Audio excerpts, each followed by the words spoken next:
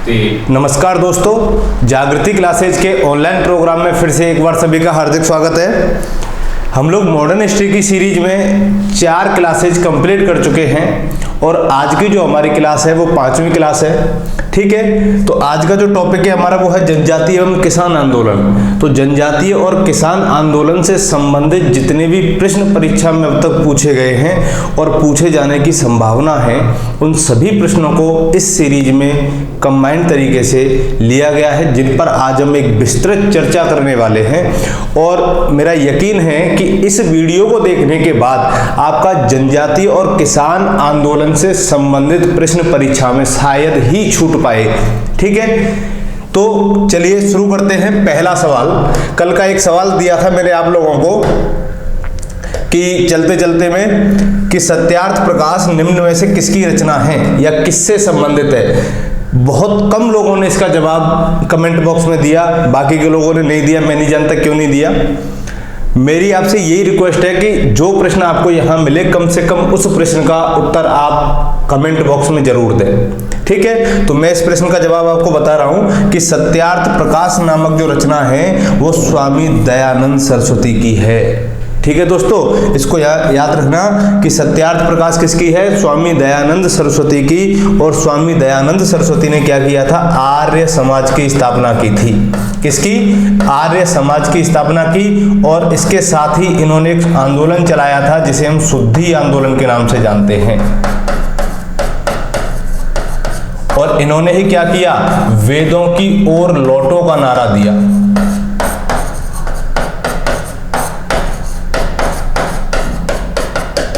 ठीक है, तो ये 2-3 फैक्ट्स हैं इनके बारे में कि शुद्धि आंदोलन किसने चलाया, वो भी दयानंद सरस्वती ने चलाया। इन्होंने आर्य समाज की स्थापना की और वेदों की ओर लौटो का नारा दिया। तो ये हमारा एक कल का प्रश्न था जिसका उत्तर आप लोगों के सामने है। अब इसके बाद हम आज की सीरीज में आते हैं। हमारा पहला क्वेश्चन क्या है देखते हैं। चलिए, ये है आज का हमारा पहला सवाल कि नील कृषकों की दुर्दशा पर लिखी गई पुस्तक नील दर्पण, नील कृषकों की दशा पर लिखी गई पुस्तक नील दर्पण के लेखक कौन थे। तो देखिए, इसमें 4 ऑप्शन है, बंकिम चंद्र चटर्जी, दीनबंधु मित्र, शरद चंद्र चटर्जी और रविंद्रनाथ ठाकुर। तो आपको इनमें से बताना है कि जो नील आंदोलन हुआ था, उस नील आंदोलन के ऊपर एक पुस्तक लिखी गई थी नील दर्पण, और उस नील दर्पण पुस्तक के रचयिता कौन थे, यानी कि ऐसे कौन व्यक्ति थे जिन्होंने नील आंदोलन में इसका मतलब कि जो नील की खेती के विरोध में या ददनी प्रथा के विरोध में जो नील आंदोलन हुआ था, उसमें किसानों की जो असहनीय स्थिति हो गई थी, उस असहनीय स्थिति को किस तरीके से प्रकट किया है, उनमें से उस व्यक्ति का नाम है दोस्तों दीनबंधु मित्र। यानी कि दीनबंधु मित्र ने अपने नील दर्पण ग्रंथ में क्या किया, नील आंदोलन के बारे में बताया। तो नील दर्पण किससे संबंधित है, दीनबंधु मित्र से संबंधित है। अब बात आती है कि ये नील आंदोलन क्या है, क्यों हुआ, कहां हुआ। तो देखिए, नील विद्रोह जो हुआ था, मैं थोड़ा सा नील विद्रोह के बारे में बता देता हूं। नील विद्रोह बंगाल में हुआ था और नाम से ही पता चल रहा है कि नील की खेती के विरोध में हुआ, क्योंकि अंग्रेज क्या करते थे, एक प्रथा चलाई थी अंग्रेजों ने, ददनी प्रथा। और उस ददनी प्रथा के तहत उन्होंने क्या किया कि वो किसानों से एक समझौता पत्र लिखवा लेते थे और उस समझौता पत्र के तहत वो बहुत कम दामों पर उनसे क्या करते थे, चीजें खरीदते थे। लेकिन किसान नील की खेती उगाना नहीं चाहता था, जबकि अंग्रेज जबरदस्त तरीके से वहां पर नील का उत्पादन कर रहे थे।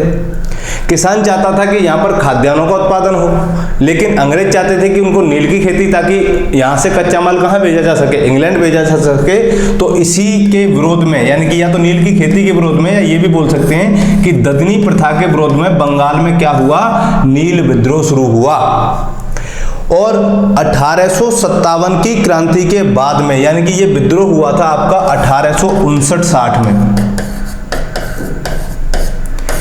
तो 1857 की क्रांति के बाद में नील विद्रोह सबसे पहला ऐसा विद्रोह था जो संगठित, संघर्षशील और सबसे बड़ा, सबसे सफल विद्रोह था। ठीक है, इसके बाद में अब बात आते हैं कि इस नील आंदोलन का नेतृत्व किसने किया था, यानी कि इससे संबंधित जो नेता थे वो कौन कौन थे। तो 2 व्यक्ति थे, एक तो था दिगंबर बिश्वास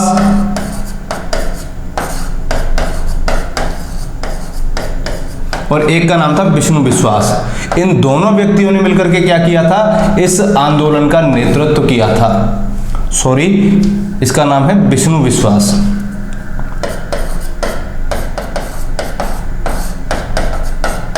मैंने इसको डिस्क्राइब इसलिए किया है क्योंकि नील आंदोलन से संबंधित जितने भी फैक्ट्स आपके बन रहे हैं वो सारे फैक्ट्स आपके यहीं क्लियर हो जाएं। तो देखो, इतनी चीजें तो सबको पता है कि नील दर्पण में नील आंदोलन के बारे में, नील कृषकों की दुर्दशा के बारे में बताया गया है।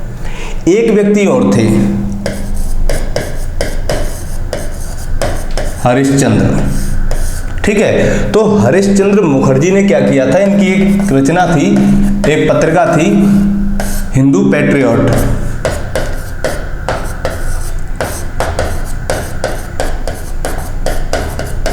तो हिंदू पैट्रियट में भी हरिश्चंद्र मुखर्जी ने क्या किया, नील आंदोलन का समर्थन किया था।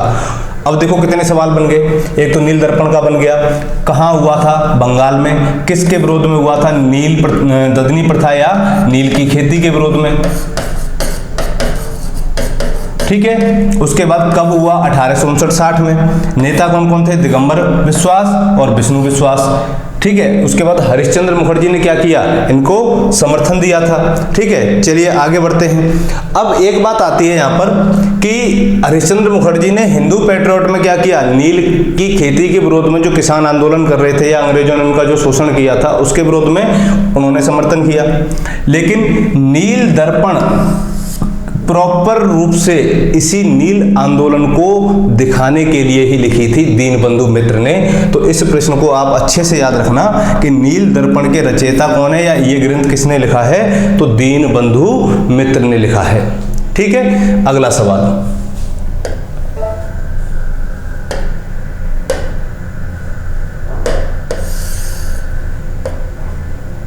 देखिए अगला सवाल क्या है हमारा, निम्नलिखित विद्रोह में से किसको बंकिम चंद्र चटर्जी ने अपने उपन्यास आनंद मठ में उल्लेख करके प्रसिद्ध किया। इसका मतलब कि बंकिम चंद्र चटर्जी कौन है ये आपको पता होगा, इनकी रचना है आनंद मठ। ठीक है, एक बार इनके बारे में जान लेते हैं। इनकी रचना कौन सी है, आनंद मठ। और इसी आनंद मठ में इनका एक और रचना है जिसे हम वंदे मातरम कहते हैं। तो वंदे मातरम को भारत सरकार ने या संविधान सभा ने 24 जनवरी 1950 को राष्ट्रीय गीत स्वीकार किया था।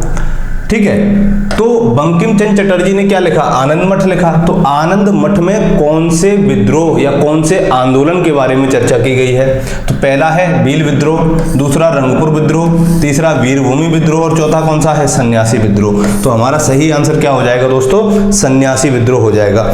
और सन्यासी विद्रोह जो हुआ था वो एक सशस्त्र विद्रोह था, यानी कि ये अहिंसात्मक रूप से नहीं हुआ बल्कि कैसे हुआ था, हिंसात्मक तरीके से हुआ था। ठीक है, और कब हुआ था ये, 1770 से 1820 में हुआ था। क्लियर है यहाँ तक, तो इसकी सन और ये याद रखना। और अगर ये पूछा जाए कि सन्यासी विद्रोह कहाँ पर हुआ था, तो बंगाल में हुआ था। और इसका नेतृत्व किसने किया था, यानी कि नेता कौन थे, तो गिरि संप्रदाय के सन्यासी इसके नेता थे, उन्होंने इसको नेतृत्व प्रदान किया। इसीलिए इस आंदोलन को क्या कहा जाता है, सन्यासी आंदोलन कहा जाता है। क्यों, क्योंकि इसके नेता मुख्य रूप से किस संप्रदाय के थे, गिरि संप्रदाय के सन्यासी थे, इसीलिए इसको क्या कहा गया, सन्यासी विद्रोह कहा गया। ठीक है, तो इसलिए हमारा राइट आंसर क्या हो जाएगा इसमें, सन्यासी विद्रोह हो जाएगा। अगले सवाल पर आते हैं।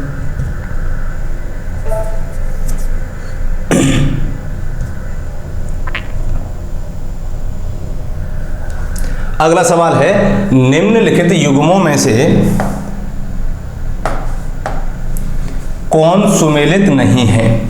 तो एक तरफ तो विद्रोह दे रखे हैं, दूसरी तरफ उन विद्रोहों की वर्ष दे रखी है कि कब ये विद्रोह हुए थे, और हमें यह बताना है कि इनमें से कौन सा विद्रोह सुमेलित नहीं है। तो देखिए, पावना विद्रोह 1873 में हुआ, दक्कन विद्रोह 1875 में हुआ, सन्यासी विद्रोह 1763 में हुआ, और कोल विद्रोह 1865 दे रखा है, लेकिन ये 1865 में न होकर के कब हुआ था, 1831-32 में हुआ था।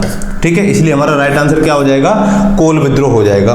तो थोड़ा सा हम इन चारों विद्रोह के बारे में समझ लेते हैं। देखिए, पावना विद्रोह एक बहुत ही इंपॉर्टेंट विद्रोह है जो अंग्रेजों के विरोध में किया गया था बंगाल में। ठीक है, तो इसके जो नेता थे वो ईशान चंद्र रॉय,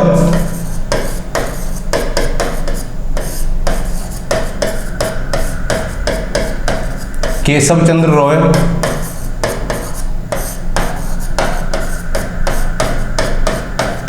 और शंभूपाल थे। ठीक है, इन्होंने ये विद्रोह इसलिए किया था क्योंकि अंग्रेजों ने किसानों से क्या कर लिया था, जमीनें छीन ली थी। तो अपनी जमीनों को वापस लेने के लिए इन लोगों ने क्या किया, अंग्रेजों के विरोध खड़े होकर के क्या किया, विद्रोह किया। और इस विद्रोह की सफलता ये है कि अंग्रेज सरकार को झुकना पड़ा और 1885 ईस्वी में एक अधिनियम लाना पड़ा जिसे हम बंगाल काश्तकारी अधिनियम कहते हैं। क्या बोलते हैं, बंगाल काश्तकारी अधिनियम। और इस बंगाल काश्तकारी अधिनियम के तहत अंग्रेजों को किसानों की जमीनें वापस लौटानी पड़ी, इसलिए ये कैसा आंदोलन माना जाता है, एक सफल विद्रोह माना जाता है। ठीक है, उसके बाद में दक्कन किसान विद्रोह, तो दक्कन किसान विद्रोह 1874-75 में हुआ था, लेकिन यहाँ पर एक संदेह रखी तब भी ये सही है। सन्यासी विद्रोह के बारे में हम जान ही चुके हैं। कोल विद्रोह, तो कोल विद्रोह इसका राइट आंसर है। तो कोल विद्रोह 1831-32 में हुआ है, लेकिन कोल विद्रोह हुआ कहाँ था, तो छोटा नागपुर क्षेत्र में। कहां पर हुआ था, छोटा नागपुर क्षेत्र में यह विद्रोह हुआ। इस विद्रोह के नेता थे बुद्धो भगत और गंगा नारायण। कौन कौन थे, बुद्धो भगत और गंगा नारायण। देखिए, अब बात आती है कि ये जो कोल विद्रोह हुआ था ये क्यों हुआ था, तो इसके कारणों पर हम थोड़ी सी चर्चा कर लेते हैं। देखिए, कोल विद्रोह छोटा नागपुर क्षेत्र में पड़ता है। कोल क्षेत्र है जो छोटा नागपुर का ही हिस्सा है, इसीलिए ये या तो झारखंड क्षेत्र में गिना जाता है। ठीक है, तो यहाँ पर क्या किया था अंग्रेजों ने कि यहाँ जो लोग रहते थे, जो आदिवासी लोग रहते थे, वो लोग चावल से शराब बनाते थे और चावल से शराब बना करके उसका सेवन करते थे। उस पर अंग्रेजों ने क्या किया, एक आबकारी शुल्क लगा दिया, और उस आबकारी शुल्क के लगने से क्या हुआ, इन लोगों में विद्रोह की भावना पैदा हो गई कि क्यों अंग्रेज हमारी परंपराओं में हस्तक्षेप कर रहे हैं। दूसरा रीजन सबसे बड़ा यह था कि जो स्थायी बंदोबस्त आया था लॉर्ड वेलेजली के टाइम पे, तो स्थायी बंदोबस्त के तहत अंग्रेजों ने ये रखी थी शर्तें कि जितना भी उत्पादन खेत में होगा उस उत्पादन का 10/11 भाग तो कंपनी को मिलेगा। कितना, 10/11, यानी कि अगर 11 बोरी अनाज किसी खेत में पैदा हो रहा है तो उसमें से 10 बोरी किसके पास चली जाएंगी, कंपनी के पास चली जाएंगी, अंग्रेजों के पास चली जाएंगी। और 1 बोरी जो बचेगी वो किसके पास चली जाएगी, जमींदार के पास चली जाएगी। तो किसानों के पास क्या है, कुछ नहीं बचा।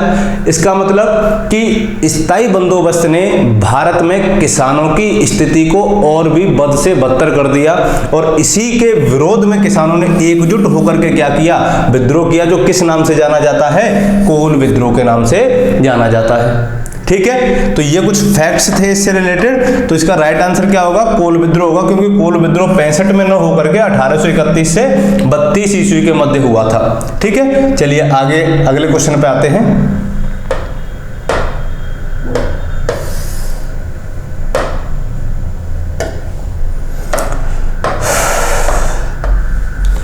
19वीं शताब्दी के दौरान होने वाले वहाबी आंदोलन का मुख्य केंद्र था, यानी कि 19वीं शताब्दी में जो वहाबी आंदोलन हुआ था इसका मुख्य केंद्र क्या था। पहला ऑप्शन है लाहौर, दूसरा है पटना, तीसरा है पुणे और चौथा है अमृतसर। तो दोस्तों इसका राइट आंसर होगा पटना, क्योंकि पटना में ही वहाबी आंदोलन शुरू किया गया और यह आंदोलन हुआ था 1820 से 1870 के दशक में। ठीक है, लगभग 40 से 50 साल तक ये आंदोलन चला था। तो वहाबी आंदोलन की शुरुआत एक धार्मिक आंदोलन के रूप में हुई थी।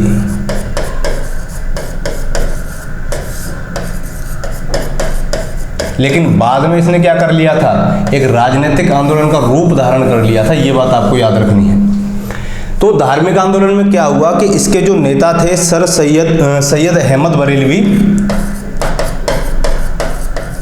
सैयद अहमद बरेलवी,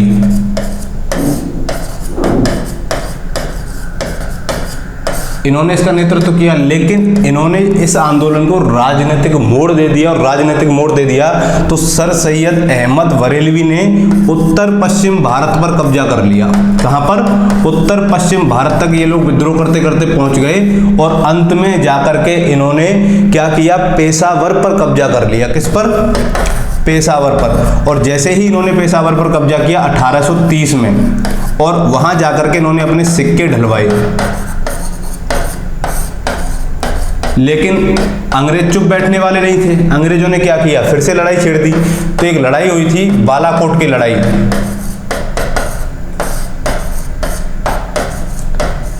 तो बालाकोट की लड़ाई में सैयद अहमद बरेलवी की मृत्यु हो गई, और इनके बाद में इस आंदोलन का जो नेतृत्व किया वो कुछ लोगों ने मिलकर के किया, जिनके नाम हैं मौलवी कासिम,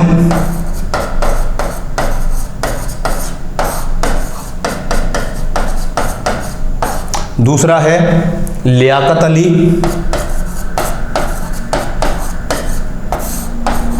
और तीसरा महत्वपूर्ण नाम है इनायत अली।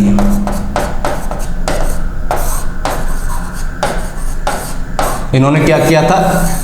अहमद बरेलवी की मृत्यु के बाद इस आंदोलन का नेतृत्व किया था। तो ये पटना से संबंधित है, वहाबी आंदोलन। स्टार्टिंग में ये धार्मिक आंदोलन के रूप में शुरू हुआ, लेकिन बाद में क्या हो गया? इसने राजनीतिक रूप धारण कर लिया, जिसके बावजूद अंग्रेजों में और इनमें क्या होने लग गई? टकराहट होने लग गई। ठीक है, अब अगले सवाल की ओर आते हैं। तो इसका राइट आंसर हमारा क्या हो जाएगा? पटना हो जाएगा। कि वहाबी आंदोलन किस क्षेत्र में हुआ था? पटना में हुआ। कब हुआ? 1820 से 70 के दशक में हुआ। नेता कौन थे? सैयद अहमद बरेलवी। बाद में कौन बने? ये बने। ठीक है, चलिए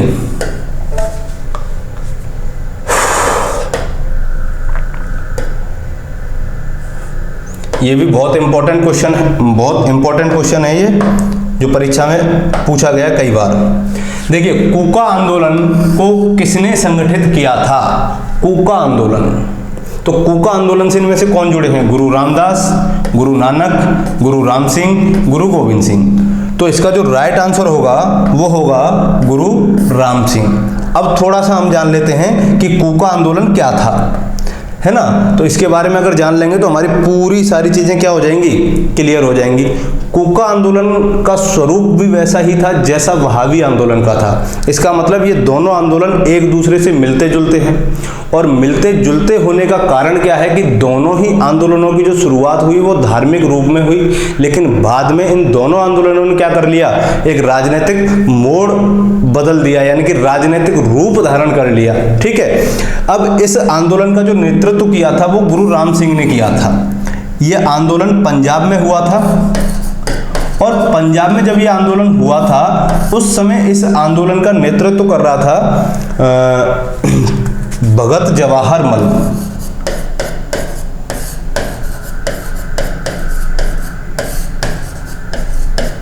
ठीक है, तो भगत जवाहर मल ने जब तक इसका नेतृत्व किया तब तक ये आंदोलन धार्मिक बना रहा, लेकिन जैसे ही गुरु राम सिंह के हाथ में ये आंदोलन आया तब से ये आंदोलन क्या हो गया? राजनीतिक आंदोलन बन गया। और इसी आंदोलन में 1770 से 1820 के आसपास चला था ये आंदोलन,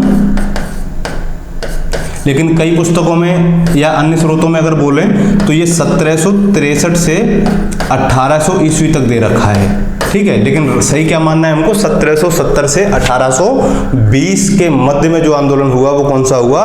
ये वाला हुआ। इसके बाद में अगले सवाल पर आते हैं।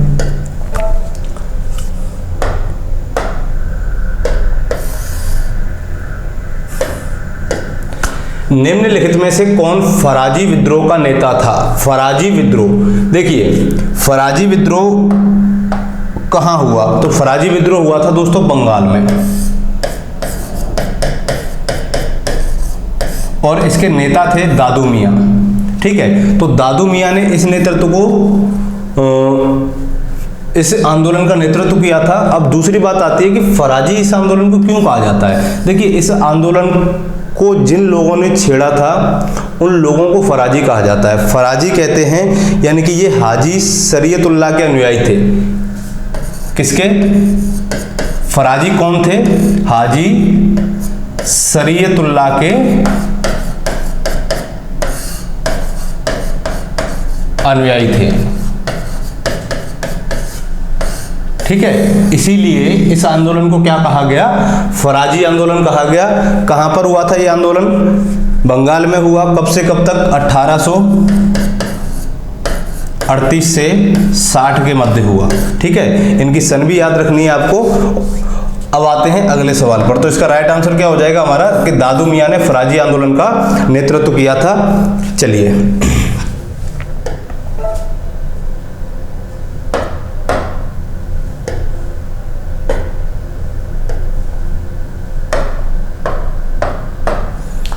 कोल विद्रोह 1832-33 का नेतृत्व किसने किया था। ठीक है, तो अब बात आ रही है कोल विद्रोह की। तो कोल विद्रोह 1831-32 में हुआ था और इसका जो नेतृत्व किया था वो किया था बुद्धू भगत ने। किसने किया था, बुद्धू भगत ने इसका नेतृत्व किया। इस सवाल से संबंधित जो क्वेश्चन पूछा जाएगा इस पॉइंट से वो यही है कि इसका नेतृत्व किसने किया और ये आंदोलन कब हुआ था। तो यहाँ पर हमें सिर्फ इसकी सन याद रखनी है कि 1831-32 में, और इसका नेतृत्व किसने किया था, बुद्धू भगत ने किया था। अगर ये पॉइंट आपको याद रहेंगे तो क्वेश्चन हमारा गलत नहीं होगा। चलिए अगले सवाल पे आते हैं।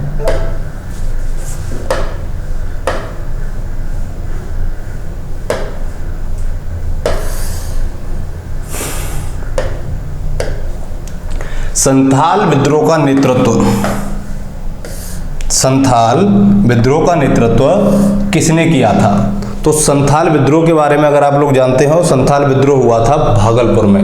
उस समय बिहार बंगाल का ही हिस्सा था, आज का भागलपुर बिहार में आता है। तो भागलपुर में ये विद्रोह हुआ और इस विद्रोह के जो नेता थे वो सिद्धू कानू और भैरव चांद, ये चारों, यानी कि सिद्धू कानू एक ही नाम नहीं है, ये अलग अलग नाम है। एक व्यक्ति का नाम सिद्धू है, दूसरे का कानू है, एक का नाम भैरव है, चौथे का चांद है। तो इन चारों भाइयों ने मिलकर के क्या किया, संथाल विद्रोह का नेतृत्व किया था। ठीक है, बाद में इसी संथाल विद्रोह में एक व्यक्ति की डेथ हुई थी, उसका नाम है मेजर बरो, यानी कि मेजर बरो को इन लोगों ने अपने विद्रोह के दौरान ही मार दिया था। फिर भागलपुर के कमिश्नर थे ब्राउन और मेजर जनरल लॉयड ने जाकर के इस विद्रोह को क्या कर दिया था, दबा दिया था। तो यहाँ से सवाल पूछा जाएगा कि इस विद्रोह से संबंधित नेता कौन कौन से हैं। तो कौन कौन से हो गए अपने, सिद्धू कानू और भैरव चांद। ये विद्रोह कहाँ पर हुआ था, भागलपुर में हुआ था। अगले सवाल पे आते हैं, वो इसी से संबंधित है। चलिए, अभी जिसकी मैंने चर्चा की थी कि 1855 में संथालों ने किस अंग्रेज कमांडर को हराया था। तो नेक वेफले, लेफ्टिनेंट वस्टीन, मेजर बरो, कर्नल वाइट। तो देखिए इसका राइट आंसर है मेजर बरो। तो इसके बाद में भागलपुर के कमिश्नर थे कौन, ब्राउन, सॉरी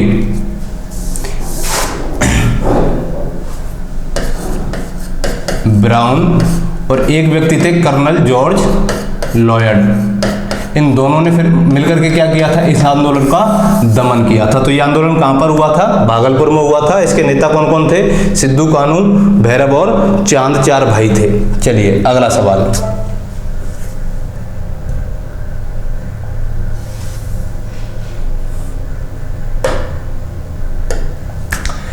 उल-गुलान विद्रोह किससे जुड़ा है, ये बहुत ही इंपॉर्टेंट है।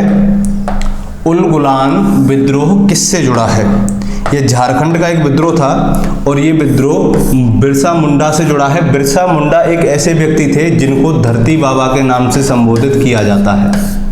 क्या कहा जाता है इनको, धरती बाबा कहा जाता है। ये उल-गुलान विद्रोह जो हुआ था ये दीकुओं के खिलाफ धरती बाबा ने एक आंदोलन छेड़ा था और इन्होंने कहा था कि दीकुओं से हमारी लड़ाई होगी और उनके खून से जमीन इस तरह लाल होगी जैसे लाल झंडा। तो ये कथन किसका था, धरती बाबा का था। और उल-गुलान विद्रोह से कौन जुड़े हैं, बिरसा मुंडा जुड़े हैं। इसको उल-गुलान विद्रोह भी कह सकते हैं या महाविद्रोह भी कह सकते हैं। महाविद्रोह को क्या कहा जाता है, उल-गुलान या महान हलचल भी इसको कहते हैं। ठीक है दोस्तों, तो उल-गुलान विद्रोह से कौन जुड़े हैं, बिरसा मुंडा जुड़े हैं। अगला सवाल।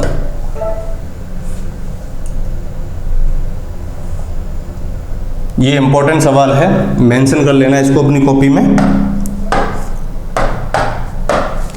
जनजाति लोगों के संबंध में आदिवासी शब्द का सर्वप्रथम प्रयोग किसने किया था? महात्मा गांधी ने, ठक्कर बापा ने, ज्योतिबा फूले ने या B.R. अम्बेडकर ने। यानी कि इन चारों लोगों में से सबसे पहले आदिवासी शब्द का प्रयोग जनजाति लोगों के लिए किया था, उनमें से कौन था? तो दोस्तों उसका नाम है ठक्कर बापा। ठक्कर बापा वो व्यक्ति थे जिन्होंने महात्मा गांधी के साथ, किसके साथ? महात्मा गांधी के साथ हरिजनों के उत्थान के लिए या हरिजनों की जो दयनीय स्थिति थी उसकी जांच के लिए भारत भ्रमण किया था। और ये हरिजन सेवक संघ, एक गांधी जी ने एक संघ बनाया था जिसे हम कहते हैं हरिजन सेवक संघ। ये उसके क्या थे? महासचिव थे। इसके अलावा ये सर्वेंट्स ऑफ सोसाइटी, क्या नाम है, सर्वेंट्स ऑफ इंडिया सोसाइटी, उसके भी सदस्य रहे हैं।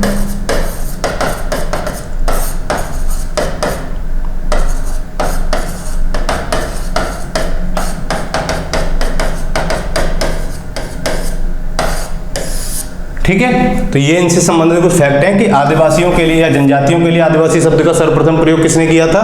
ठक्कर बापा ने किया था।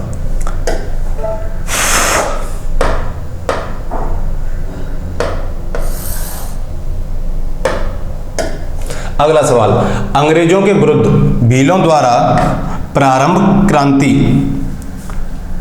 कहां पर प्रारंभ की गई थी? तो इसका सीधा सा आंसर है कि भीलों ने जो आंदोलन छेड़ा था, भील जो है भारत के पश्चिमी तटीय इलाके में रहते थे। यानी कि ये भारत है तो भारत का जो पश्चिमी क्षेत्र है वो ये वाला है। ठीक है, तो इस वाले क्षेत्र में जो भील थे वो खाना बदोश के रूप में रहते थे, खाना बदोश जनजाति के रूप में। तो यहीं पर जब अंग्रेजों ने उनके सामाजिक सांस्कृतिक क्षेत्र में जब हस्तक्षेप करना शुरू कर दिया तो भीलों ने मध्य प्रदेश, ये वाला हिस्सा और ये गुजरात और महाराष्ट्र वाला जो रीजन है, यहाँ पर क्या किया था? संगठित होकर के विद्रोह किया था। तो ये विद्रोह कहाँ पर हुआ था? मध्य प्रदेश एवं महाराष्ट्र में हुआ था। ठीक है, ये याद रहेगा आपको। अगला सवाल,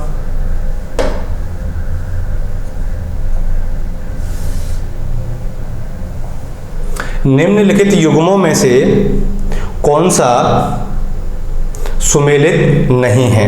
तो हमें यह बताना है कि इसमें कुछ विद्रोह दे रखे हैं, उनके आगे उनके नेता दे रखे हैं, तो इनमें से कौन सा सुमेलित नहीं है? देखो, मुंडा विद्रोह, मुंडा विद्रोह बिरसा मुंडा संबंधित है, संथाल कानू से संबंधित है, अहोम विद्रोह का नेतृत्व किया था गोमधर कुंवर ने, और नायक विद्रोह का नेतृत्व ताना भगत ने नहीं किया।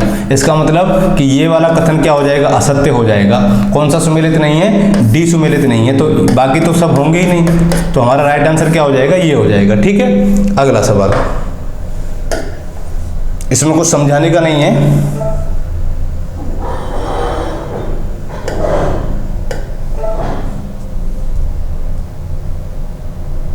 आज का लास्ट सवाल,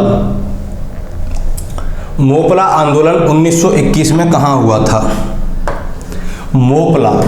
मोपला आंदोलन हुआ था दोस्तों मालाबार में। कहां हुआ? मालाबार में। हमें ये जान लेना चाहिए कि मालाबार है कहां। तो ये भारत है, तो भारत का केरल वाला जो तटीय क्षेत्र है, ये वाला रीजन, तो इस वाले रीजन को कहा जाता है मालाबार तट। ठीक है, तो ये कौन से राज्य में पड़ता है? केरल राज्य में पड़ता है। तो इसी जगह पर कौन सा विद्रोह हुआ? मोपला विद्रोह हुआ। कब हुआ? 1921 में।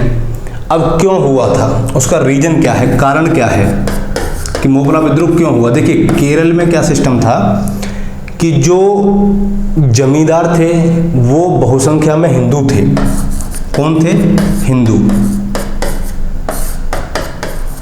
और जो काश्तकार थे, काम करने वाले लोग थे, बटाईदार थे, वो ज्यादातर संख्या में मुस्लिम थे। ठीक है, तो जमींदारों ने इनका इतना जबरदस्त शोषण किया था जिससे घबरा करके तो नहीं बोल सकते, लेकिन ये कह सकते हैं कि उस शोषण से प्रेरित होकर के इन लोगों ने क्या कर दिया? विद्रोह कर दिया। ठीक है, तो इसीलिए या ये भी कह सकते हैं कि जमींदारों के शोषण के विरोध में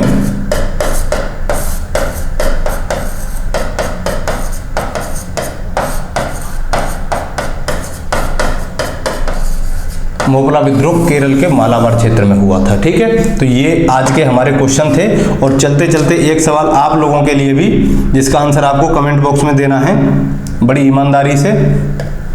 चलिए, सवाल क्या है, निम्नलिखित कथनों में से कौन सा सही सुमेलित नहीं है। 4 ऑप्शन दे रखे हैं और इसमें आंदोलन दे रखे हैं कि कौन सा आंदोलन किस क्षेत्र से संबंधित है।